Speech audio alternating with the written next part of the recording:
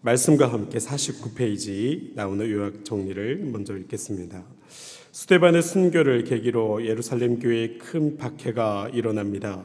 이때 사도들 외에 많은 교인들이 유대와 사마리아 땅으로 흩어지게 되지만 성령께서는 그 박해 속에서도 복음을 더욱더 증거하게 하십니다. 7 집사 중 한 명이 빌립은 사마리아 성에 내려가 그리스도를 백성에게 전파하고 많은 이적을 행하여 사마리아 성에 큰 기쁨이 있게 합니다. 이 소식을 듣고 사도들이 베드로와 요한을 파송하여 안수기도를 통해 성령을 받게 하는 사역을 행합니다. 또한 주의 사자가 빌립으로 하여금 예루살렘에 와서 예배하고 돌아가는 에디오피아 여왕의 내시 간다기를 만나게 하십니다. 빌립은 이사야 53장 7절에서 8절에 나타나는 고난당하는 종이 예수 그리스도이심을 증거합니다. 이는 하나님의 복음이 이방에 어떻게 선포되어지는지 잘 보여줍니다. 오늘 이 말씀은 성령에 충만한 사람 스데반의 죽음 이후의 기록이라고 할 수 있습니다. 그리고 그때 일어나는 교회의 상황입니다. 스데반이 반대하는 무리에 의해서 죽음을 당하는 그와 같은 사건은 교회에 있어서는 또 큰 전환을 만들어내는 시간이었습니다. 그동안 초대교회의 기세에 눌려 있었던 반대파들이 이제 득달같이 일어나서 교회를 향해서 본격적인 핍박을 시작하는 그런 계기가 되었던 것입니다. 초대교회가 처음 일어날 때에 베드로와 요한이 전하는 복음 그것을 듣고 사람들이 5,000명도 변화하고 또 이 범인과 같았던 사람들이 공회 앞에 서서 하나님에 대해서 강력하게 증거하고 또 그들이 위협하는 것 외에 아무것도 할 수 없을 것만큼 많은 사람들의 지지를 받고 칭송을 듣고 있었습니다. 그런데 이제 한 사람이 일어나고 또 그곳에서 복음 전할 때 귀를 막고 나아가서 돌로 쳐 이 사람을 죽이게 되죠. 스데반입니다. 그 일을 행하고 나니까 이제부터는 이것을 계기로 해서 많은 사람들이 일어나서 계속적인 박해로 이어져 갔던 것입니다. 오늘 말씀의 1절 말씀에 보면 사울은 그가 죽임당함을 마땅히 여기더라. 그날에 예루살렘에 있는 교회에 큰 박해가 있어 사도 외에는 다 유대와 사마리아 모든 땅으로 흩어지니라 하고 그렇게 말씀합니다. 사울도 그렇고 박해자들도 그렇고 사실 한번 이 거룩한 것을 훼손시키는 것이 한 번이 어렵지 두 번은 또 쉽게 오히려 첫 번째보다 쉽게 진행이 됩니다. 모든 죄악의 현장이 그러하지만 처음에는 하나님께서 주신 양심의 가책에 따라서 쉬할 수 없다가 한번 저지르고 나면 그 다음부터는 이 양심의 문턱이 낮아져서요 점점점 이 일을 쉽게 이런 것들을 했던 것입니다. 특별히 앞장섰던 사람 오늘 말씀 같아 사울이 이 죽임을 앞장서고 그 뒤에 모든 박해의 현장 가운데서도 앞장서서 행동하니 그 뒤를 따라가면서 이런 일들이 계속적으로 일어났던 것입니다. 우리가 이 말씀을 보면 알 수 있는 첫 번째 우리가 생각해 볼 점은 은혜가 넘쳐도 고난이 올 수 있다는 것입니다. 초대교회가 어떤 교회입니까? 스데반이 어떤 사람입니까? 성령이 충만하여서 어느 때보다도 하나님과 친밀함을 누리고 어느 때보다도 하나님의 능력이 나타나는 그런 때이자 그런 사람이었습니다. 그럼에도 불구하고 이 스데반이 이런 비참한 최후를 맞습니다. 교회 공동체가 이와 같은 큰 위협에 놓이게 됩니다.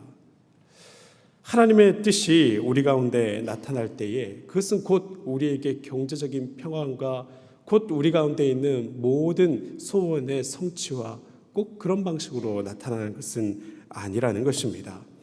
우리에게 일어난 그 모든 일들을 통해서 하나님을 잘 믿고 열심히 믿고 또 그 가운데서 성령 충만하여서 넉넉할 때일지라도 그럴 때에도 우리 가운데 고난이 닥칠 수 있음을 기억해야 됩니다. 초대교회 사람들이 이런 모습들을 보면서 그들 가운데서 뽑힌 사람 스데반 같은 사람이 죽임을 당하는 것을 보면서 스데반이 다른 일도 아니라 복음을 전하는 일을 하다가 죽임을 당하는 일을 보면서 이 사람들이 신앙에 깊이 회의를 느끼고 무너졌더라면 아마 복음의 역사는 중단되고 말았을 것입니다. 그러나 이들은 사도를 제외하고 모든 사람이 흩어졌지만 흩어진 곳에서 더욱더 복음을 전함으로 말미암아 오히려 이 모든 일들이 하나님의 역사에 있어서는 더 큰 일을 이루는 계기로 삼았던 것입니다. 그러므로 우리가 고난당할 때 특별히 하나님 앞에 열심을 내고 기도를 드리다가 찾아오는 고난일지라도 여전히 하나님의 손안에 있음을 믿고 나아간다면 하나님께서 그 모든 일들을 통해서 오히려 좋은 결과로 인도해 주실 걸로 믿으시기 바랍니다. 하나님의 모든 역사는 이 고난 중에도 쉬지 않아서 우리의 편이 되어 주시고 고난이 뒤바뀌어서 더욱더 좋은 일들로 만들어 가시는 그런 역사를 이루어 가시는 것입니다.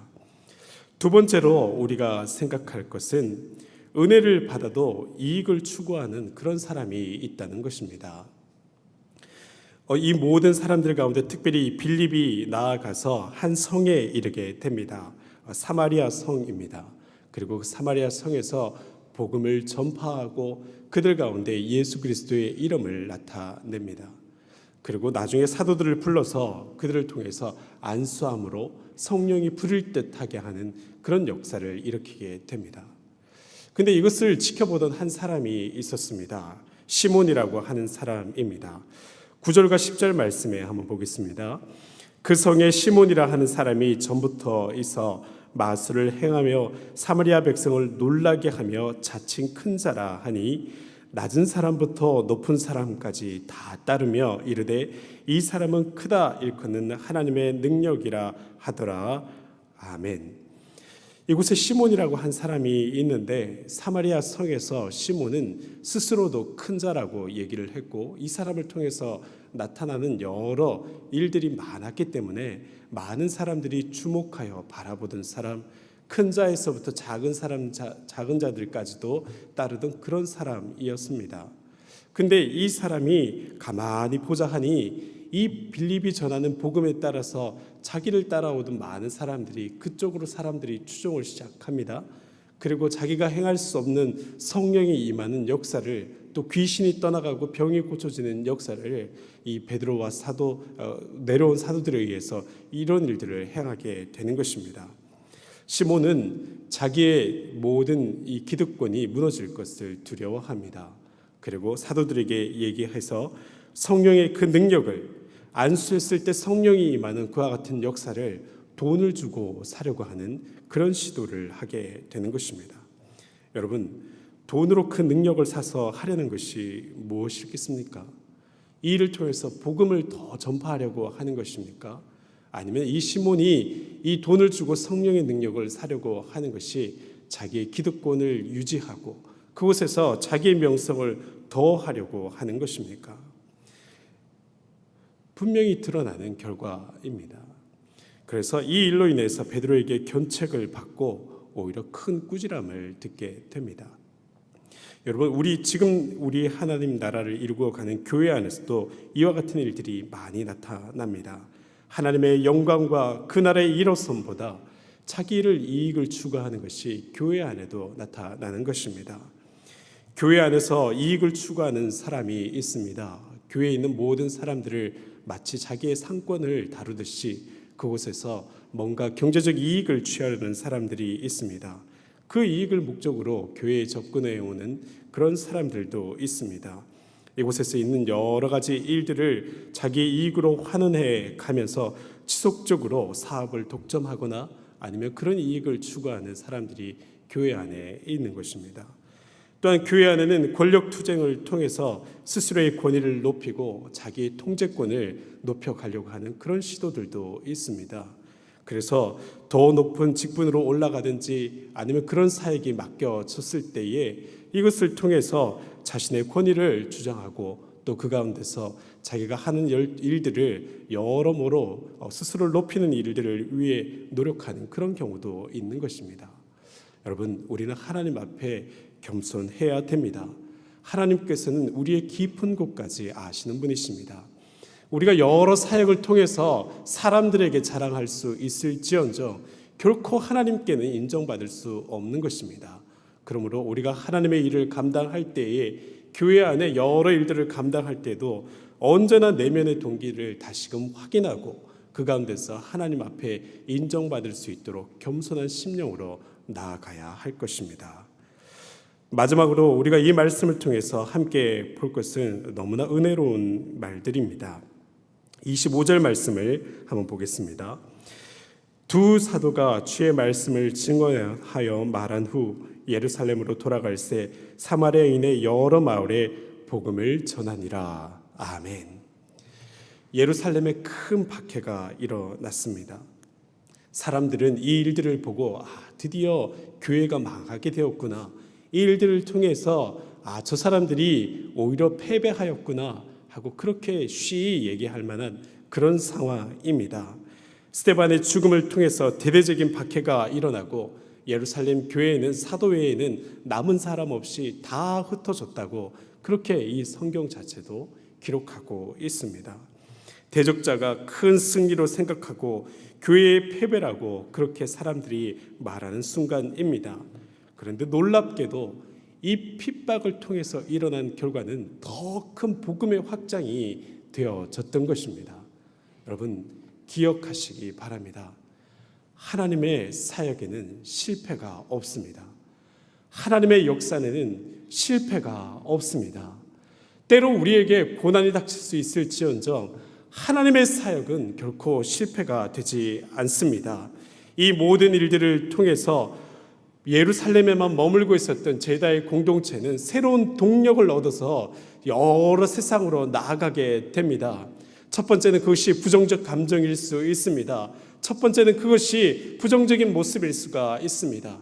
그러나 그것을 통해서 이뤄낸 모든 결과는 하나님의 영광을 위하고 하나님의 복음이 확장되는 그런 역사가 되니 얼마나 이것이 복된 결과로 이어진 것입니까? 예루살렘에만 머물렀던 복음이 이제는 방금 함께 읽었던 말씀처럼 사마리아의 지경까지 나아가게 됩니다. 조금 더 나아가서 요 뒤에 있는 말씀에서는 빌립이 에디오피아 내시인 간다게에게 복음을 전함으로 말미암아 이제는 에디오피아의 땅에도 복음이 전해질 수 있는 새로운 가능성이 열려지게 된 것입니다. 하나님의 복음은 결코 멈추지 않습니다. 하나님의 사역에는 실패가 없습니다.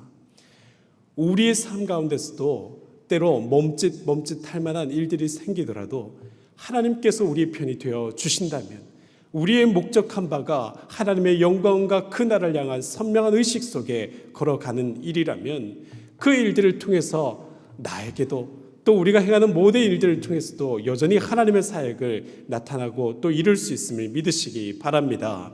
우리가 하나님 앞에 그와 같이 깊고 그리고 높고 하나님께서 순전하게 여기시는 복음의 사역과 하나님 나라를 향한 비전을 갖고 있을 때에 하나님만 승리할 뿐만 아니라 하나님을 따라가는 우리의 삶도 하나님 앞에 승리자로 발견될 줄로 믿습니다. 오직 하나님 앞에서 이와 같은 일들을 행하며 이와 같은 믿음으로 행하여서 우리가 이 나타나는 모든 사도들과 또 집사 빌립처럼 우리가 어느 순간에나 고난의 순간에나 핍박의 상황 속에서나 목표를 잃지 않고 살아가며 또한 그 모든 것들을 통해서 하나님의 나라를 일구어가는 귀한 역군으로 발견되시기를 주님의 이름으로 축원드립니다. 우리 함께 기도하겠습니다. 저희가 첫 번째로 같이 기도할 제목은 늘 주의 역사를 믿는 신실한 믿음을 주시고 우리의 믿음 가운데 하나님의 영광 보는 기쁨을 맞이하게 하옵소서 하고 기도하겠습니다. 두 번째는 하나님의 기쁨을 위해서 살고 은혜에 바르게 응답하는 인생, 특별히 우리가 하나님의 사역이 결코 멈춰지지 않음을 알고 하나님 나라를 위한 사역에 충실하게 감당하는 그런 일꾼 되게 해달라고 또한 기도하겠습니다. 고난 중에서도 주를 향한 믿음으로 살게 하시고 이익을 따라 변질되지 않고 순전하고 정결한 신앙으로 살아갈 수 있도록 주님 앞에 우리의 삶을 맡겨드리며 또 교회를 중보하며 함께 기도하겠습니다. 같이 기도합니다. 주여 믿습니다.